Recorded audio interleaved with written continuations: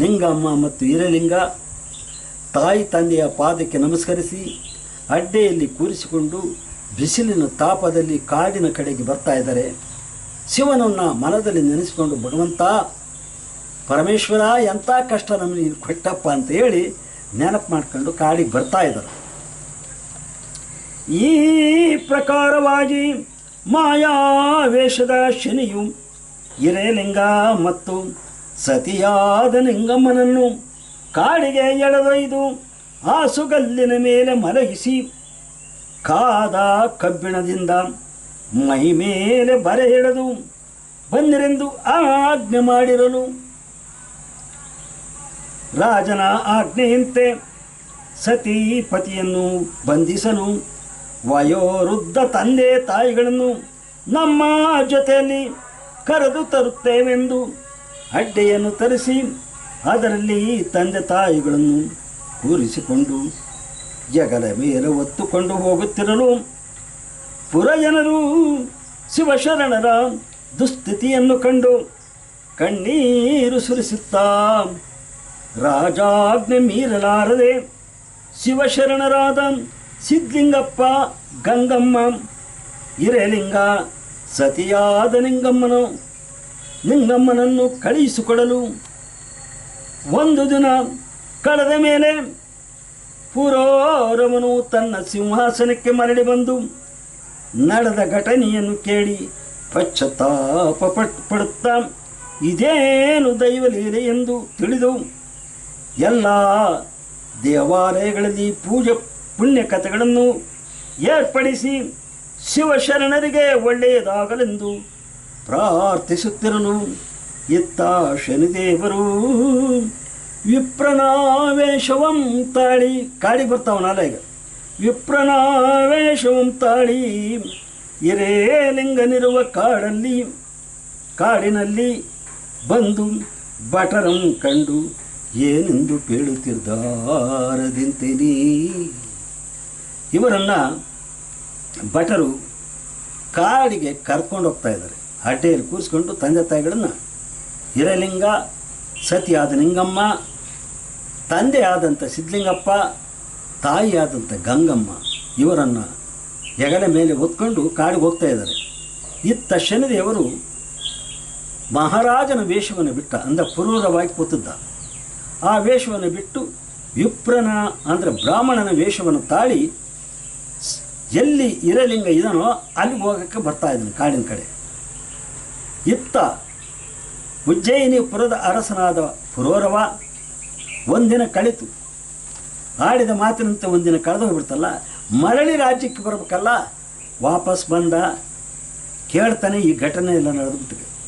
ಅಯ್ಯೋ ದೇವರೇ, ನಾನು ಒಂದು ದಿನ ಈ ರಾಜ್ಯಾಧಿಕಾರವನ್ನು ಬಿಟ್ಟಿದ್ದೇ ಶಿವಶರಣನಿಗಿಂತ ಕಷ್ಟ ಬಂದ್ಬಿಡ್ತಲ್ಲ, ಇದೇನು ಪವಾಡ, ಇದೇನು ದೈವಲೀಲೆ ಅಂತ ತಿಳಿದುಬಿಟ್ಟು ರಾಜ್ಯಾಧಿಕಾರದಲ್ಲಿ ಕೂತ್ಕೊಂಡು ಎಲ್ಲ ದೇವಾಲಯಗಳನ್ನು ಪೂಜೆ ಪುನಸ್ಕಾರಗಳನ್ನು ಮಾಡಿ ಆ ಶಿವಶರಣರಿಗೆ ಒಳ್ಳೆಯದಾಗಲಿ, ದೇವ ಅವರನ್ನು ರಕ್ಷಣೆ ಮಾಡುವಂತೇಳಿ ಪ್ರಾರ್ಥನೆ ಮಾಡ್ತಾನೆ ಪುರೋರವ. ಇವನೇ ಮಾಡ್ತಾ ಇದ್ದಾನೆ ಶನಿದೇವರು ವಿಪ್ರನ ವೇಷವನ್ನು ತಾಳಿ ಕಾಡಿಗೆ ಬರ್ತಾ ಇದ್ದಾನೆ. ಕಾಡಿನಲ್ಲಿ ಇವ್ರನ್ನ ಕರ್ಕೊಂಡು ಹೋಗ್ತಾ ಇದ್ರಲ್ಲ ಹಿರಲಿಂಗ ಮತ್ತು ಇವ್ರನ್ನ ತಂದೆ ತಾಯಿಗಳನ್ನೆಲ್ಲ ಕಾಡಿಗೆ ಕರ್ಕೊಂಡು ಹೋಗ್ತಿದ್ರು. ಆ ಭಟರನ್ನು ಕಂಡು ಏನು ಹೇಳ್ತಾವನೆ ಶನೀಶ್ವರ, ಏನು ಹೇಳ್ತಾನೆ ನೋಡೋಣ. ನಾಲ್ವರನ್ನು ಕರೆದು ತಂದರು, ಕಾಡಿನಲ್ಲಿ ಇಳಿಸಿ ಬಿಟ್ಟರು, ಹಾಸುಗಲ್ಲನ್ನು ಸಿದ್ಧಪಡಿಸಿ ಬೆಂಕಿ ಹಾಕಿದರು. ಆ ಭಟರು ಕರೆದುಕೊಂಡು ಬಂದ ತಂದೆ ತಾಯಿ ಮತ್ತು ಹಿರಲಿಂಗ ಇವರಿದ್ರಲ್ಲ, ಯಾರು ತಾಯಿ ಹೆಂಡತಿ ಆದಂಥ ನಿಂಗಮ್ಮ, ಅವರು ಕಾಡಿಗೆ ಬಂದವರೇ. ರಾಜನ ಆಜ್ಞೆಯಂತೆ ಭಟನೆ ಮಾಡಿದ್ದಾರೆ. ಹಾಸುಗಲ್ಲು ಅಂದ್ರೆ ಒಂದು ಕಲ್ಲು ಚಪ್ಪಡಿಯನ್ನು ಎಳೆದು ಬಿಟ್ಟವ್ರೆ. ಆ ಕಲ್ಲು ಚಪ್ಪಡಿಯ ಮೇಲೆ ಅವ್ರ ತಂದೆ ತಾಯಿಗಳನ್ನು ಮಲಗಿಸ್ಬಿಟ್ಟವ್ರೆ. ಹಿರೇಲಿಂಗನ ತಂದೆ ತಾಯಿ ಸಿದ್ಧಲಿಂಗಪ್ಪ ಮತ್ತು ಗಂಗಮ್ಮನನ್ನು ಹಾಸುಗಲ್ಲಿನ ಮೇಲೆ ಮಲಗಿಸ್ಬಿಟ್ರು, ಬೆಂಕಿ ಇಟ್ಬಿಟ್ರು. ಮಲಗಿಸಿದ್ರೊಂದೇ ಅಲ್ಲ, ಬೆಂಕಿ ಇಟ್ಬಿಟ್ರು. ಆಗ ಸತಿಯು ಪತಿಯನ್ನು ಕರೆದರಾಗಲೇ ಹಾಸುಗಲ್ಲಿನ ಮೇಲೆ ಮಲಗಿಸಿ ಕಾದ ಕಬ್ಬಿಣದಿಂದ ಬರೆಯ ಹಾಕುತ್ತಿರುವಾರು. ಆ ಸುಗಂಧಿನ ಮೇಲೆ ಸತಿಪತಿಯನ್ನು ಮಲಗಿಸಿ ಕಾದ ಕಬ್ಬಿಣದ ಸರಪಳಿಯಿಂದ ಮೈ ಮೇಲೆ ಬರೆ ಹಾಕಿದರಂತೆ. ವಿಪ್ರರೂಪದಿ ಬಂದ ಶನಿಯು ಭಟರ ಕರೆದು ಕೇಳುತ್ತಿರುವನು, ಯಾವ ತಪ್ಪಿಗೆ ಇವರ ಶಿಕ್ಷೆಯು, ಯಾವ ತಪ್ಪಿಗೆ ಇಂಥ ಶಿಕ್ಷೆಯು ಇವರಿಗೆಂದಾನು. ಭಟರ್ ಕರೆದು ಕೇಳು, ಏನೂ ಗೊತ್ತಿಲ್ಲ ನನಗೆ. ಮಾಯಾವೇಶದಲ್ಲಿದ್ದ ವಿಪ್ರ ಭಟರನ್ನು ಕರೆದು ಕೇಳ್ತಾ ಇದ್ದ, ನೋಡಿಯ ಇವರ ಆಸುಗಲ್ಲಿನ ಮೇಲೆ ಮನಸ್ಸಿ ಬೆಂಕಿ ಇಡ್ತಾ ಇದೆಯಲ್ಲ, ಏನು ತಪ್ಪು ಮಾಡಿದ್ರಪ್ಪ ಅಂತ ಗೊತ್ತಿಲ್ಲದಂಗೆ ಕೇಳ್ದ. ಮುತ್ತು ರತ್ನವ ಕದ್ದ ಇರುವರು, ಮುತ್ತು ರತ್ನವ ಕದ್ದು ಇರುವರು, ಕೇಳಿದ್ದಾರೆ ಇಲ್ಲ ಎನ್ನುವರು, ನಮ್ಮಿಗಾದರೂ ಕದ್ದೆವೆಂದರೆ ಬಿಟ್ಟು ಹೋಗುವೆವು. ಉಜ್ಜಯಿನಿಯ ಪುರದಲ್ಲಿ ಇವರು ಮುತ್ತು ರತ್ನಗಳನ್ನು ಕದ್ದು ಕಳ್ಳರಾಗಿ ಬಂದಿದ್ದಾರೆ. ಅದಕ್ಕೆ ಕರ್ಕೊಂಬಂದು ಈ ಆಸ್ಕದ ಮೇಲೆ ಮನಸ್ಸು ಬೆಂಕಿ ಇಟ್ಟಿದ್ದೀವಿ, ಇವರು ನಮಗಾರು ಹೇಳಿದ್ರು ಸಾಕು, ಕದ್ದೀವಿ ಅಂತ ಹೇಳಿದ್ರೆ ಇವ್ರನ್ನ ಬಿಟ್ಟು ಹೋಗ್ಬಿಡ್ತೀವಿ ಅಂತೇಳಿ ಭಟ್ರು ಹೇಳಿದ್ರು. ಭಟರ ನುಡಿಯ ಕೇಳಿದ ಶನಿ ವೃದ್ಧರ ಕಡೆ ತಿರುಗಿ ನೋಡಿ. ಆ ಭಟರು ಹೇಳಿದ ಮಾತನ್ನು ಕೇಳಿದಂಥ ಈ ವಿಪ್ರ ಆಸುಗಲ್ಲಿನ ಮೇಲೆ ಮಲಗಿದ್ದಂಥ ದಂಪತಿಗಳನ್ನು ವೃದ್ಧರನ್ನು ನೋಡಿ ಕೇಳ್ತಾನೆ, ತಿರುಗಿ ನೋಡಿ ಕದ್ದವೆಂದು ನೀವು ಹೇಳಿ ಜೀವ ಉಳಿಯುವುದು.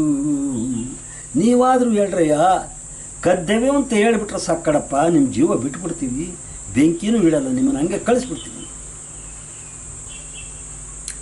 ವಿಪ್ರನ ನುಡಿ ಕೇಳಿ ನಕ್ಕರು, ತಟ್ಟನೆ ಉತ್ತರವ ಕೊಟ್ಟರು, ಪ್ರಾಣ ಭಯವೋ ನಮಗೆ ಎಲ್ಲವೂ ಎಂದು ನುಡಿದಾರು. ವಿಪ್ರ ಕೇಳಿದ ತಕ್ಷಣ ಆಸುಗಲ್ಲಿನ ಮೇಲೆ ಮಲಗಿದ್ದ ದಂಪತಿಗಳು ಹೇಳ್ತಾರೆ, ನಮಗೆ ಪ್ರಾಣ ಭಯ ಇಲ್ಲಪ್ಪ, ಸಾವಿಗೆ ನಾವು ಎದುರಲ್ಲ ಅಂತ ಹೇಳಿ ಆ ರುದ್ರ ಹೇಳಿದರು. ಸಭ್ಯರಂತೆ ಕಾಣುತ್ತಿರುವಿರಿ, ಕಪಟ ತಂತ್ರವ ತೋರಿಸಿರುವಿರಿ, ನಿಮ್ಮ ದಾರಿಯು ನೀವು ಹಿಡಿದು ಹೋಗಬಹುದೆಂದು. ನೋಡಪ್ಪ, ನಿಮ್ಮ ಮುಖ ನೋಡಿದರೆ ಸಭ್ಯರಂತ ಕಾಣ್ತಾ ಇದ್ದೀರ, ಆದರೆ ಸುಳ್ಳು ಹೇಳ್ರಿ ಅಂತ ಹೇಳ್ತಾ ಇದ್ದೀರ. ನೀವು ನಿಮ್ಮ ದಾರಿ ಹಿಡ್ಕೊಂಡು ಎಲ್ಲಿಗೆ ಹೋಗ್ಬೇಕೋ ಅಲ್ಲಿಗೆ ಹೋಗ್ರಿ, ನಮಗೆ ಏನಾಗಬೇಕೋ ಅದಾಗಲಿ, ನಾವು ಈ ಪ್ರಾಣ ಭಯಕ್ಕೆ ಎದುರಲ್ಲ, ಸಾವಿಗೆ ಎದುರಲ್ಲ ಅಂತೇಳಿ ರುದ್ರು ನೋಡು.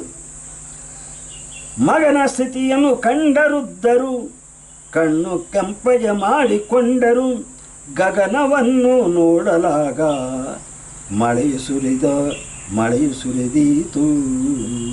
ಯಾರೋ ಮಗನ ಸ್ಥಿತಿಯನ್ನು ಕಂಡರುದ್ದರು, ಕಣ್ಣ ಕೆಂಪಗೆ ಮಾಡಿಕೊಂಡರು, ಗಗನವನ್ನು ನೋಡಲಾಗ ಮಳೆಯು ಸುರಿದೀತು. ಆ ವಿಪ್ರನಿಗೆ ನೀನು ದಾರಿ ಹಿಡ್ಕೊಂಡು ನೀನು ಹೋಗು ಅಂತ ಹೇಳಿಬಿಟ್ರು. ಇತ್ತ ತಿರುಗಿ ನೋಡ್ತಾರೆ, ಮಗ ಕಂಗಾರಾಗಿ ನಿಂತಾನೆ, ಕಣ್ಣೀರನ್ನು ಸೋಸ್ತಾವನೆ, ತಾಯಿ ತಂದೆಗಾಗಿರ್ತಕ್ಕಂಥ ಸ್ಥಿತಿಯನ್ನು ಕಂಡು ಮನದಲ್ಲಿ ಮರುಗ್ತಾವ್ರೆ. ಇದನ್ನು ನೋಡಿದ ಆಸುನಕವಲ್ಲಿನ ಮೇಲಿನ ಮೇಲೆ ಮಲಗಿದ್ದ ದಂಪತಿಗಳು ಅಂದರೆ ಸಿದ್ಧಲಿಂಗಪ್ಪ ಮತ್ತು ಗಂಗಮ್ಮನವರ ಕಣ್ಣು ಮಗನ ಮೇಲೆ ನೋಡಿ ಮನದಲ್ಲೇ ಮರುಗಿ ಒಂದು ಸಾರಿ ಹಿಂಗೆ ತಿರುಗಿ ಕಣ್ಣೆತ್ತಿ ಆಕಾಶವನ್ನು ನೋಡಿದ್ರಂತೆ. ಮಳೆ ಮೋಡ ಇಲ್ಲ, ಮಿಂಚಿಲ್ಲ, ಗುಡುಗಿಲ್ಲ, ಧಾರಾಕಾರವಾಗಿ ಮಳೆ ಭೂಮಿ ಸುರಿದ್ಬಿಡ್ತದೆ. ಅವರು ನೋಡಿದ ರಭಸಕ್ಕೆ, ಸತ್ಯನಿಷ್ಠರಲ್ವಾ, ಅವರು ನೋಡಿದ ರಭಸಕ್ಕೆ ಮಳೆ ಸುರಿಯಿತು.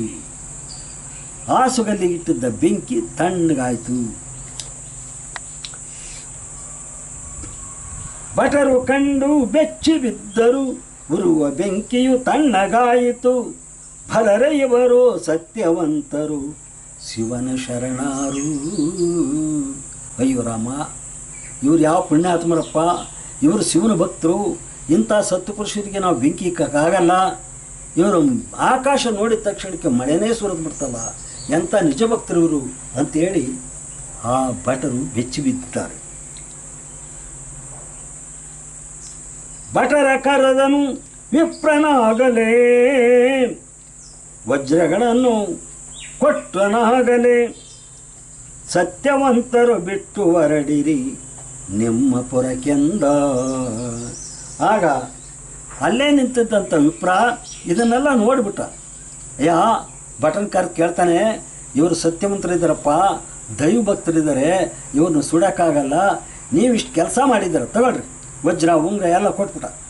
ವಜ್ರ ವೈಡೂರೆಲ್ಲ ಅವ್ರಿಗೆ ಮುತ್ತುರತ್ನೆಲ್ಲ ಕೊಟ್ಟು ನೀವು ಹೋಗ್ರಿ ನಿಮ್ಮೂರಿಗೆ ಅಂತ ಕಳಿಸ್ಬಿಟ್ಟ.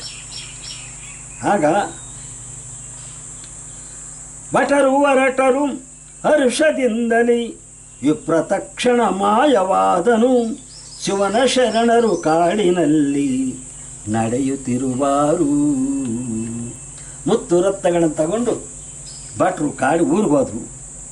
ವಿಪ್ರ ಇದನ್ನೆಲ್ಲ ನೋಡಿಬಿಟ್ಟು ಅವನು ಮಾಯವಾಗ್ಬಿಟ್ಟ. ಉರಿಯುವ ಬೆಳಕನ್ನು ಕಂಡರಾಗಲೇ ಪುರವ ಸೇರುವ ತವಕದಲ್ಲಿ ಶಿವನ ಶರಣರು ದಾರಿಯಲ್ಲಿ ನಡೆಯುತ್ತಿರುವಾರು. ಆಗ ಆಕಾಶದಿಂದ ಬೆಳಗ್ಗೆ ಮಳೆ ಬಿದ್ದಾಗ ಆ ಬೆಂಕಿಯೆಲ್ಲ ನಂದೋಯ್ತಲ್ಲ, ತಂದೆ ತಾಯಿಗಳನ್ನು ಕರೆದುಕೊಂಡು ಎಬ್ಬಿಸಿ ಪುನಃ ಅಡ್ಡೆಯಲ್ಲಿ ಕೂರಿಸ್ಕೊಂಡು ಸತಿಯಾದ ಗಂಗಮ್ಮ ಸಿದ್ಧಲಿಂಗಪ್ಪನನ್ನು ಹೆಗಲ ಮೇಲೆ ಕೂರಿಸ್ಕೊಂಡು ಹಿರೇಲಿಂಗ ಮತ್ತು ತನ್ನ ಹೆಂಡತಿಯಾದಂಥ ಲಿಂಗಮ್ಮನನ್ನು ಕರೆದುಕೊಂಡು ಕಾಡಿನಲ್ಲಿ ನಡ್ಕೊಂಡು ಬರ್ತಾ ಇದ್ದಾನೆ. ದೂರದಲ್ಲಿ ಒಂದು ಬೆಳಕು ಕಾಣ್ತು, ಒಂದು ಊರು, ಆ ಊರಿನಲ್ಲಿ ಬೆಳಕು ಕಾಣ್ತು. ಆ ಊರಿನ ಕಡೆ ಹೋಗ್ತಾ ಇದ್ದಾನೆ. ಅಲ್ಲೇನು ನಡೆಯುತ್ತೆ ನೋಡೋಣ.